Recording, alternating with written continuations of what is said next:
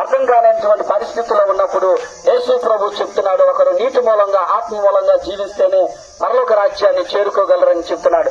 ఎలా నా తల్లి గర్భంలోకి నేను మళ్ళా వెళ్ళగలను అని అడిగినప్పుడు, అలా కాదండి, జన్మించడం అంటే మరి ఆత్మ మూలంగా జీవించాలి. ఆత్మ మూలంగా జీవించిన ప్రతి వ్యక్తి నిత్య జీవానికి అర్హుడవుతాడు అని విషయాన్ని నికోదేముకు యేసుక్రీస్తు ప్రభు మరి తెలియపరుస్తూ ఉన్నాడు. కాబట్టి నిత్య జీవము మనం సొంతం చేయాలంటే ఎదుటిన్న వ్యక్తిని నువ్వు గౌరవించాలి, ప్రేమించాలి, వాళ్ళ కోసం ప్రార్థించాలి, నిత్యము దేవునితో స్తుతి యాగం చేయాలి, అనుదినము మరి స్తుతి యాగముతో ప్రభుని ఆరాధించాలి.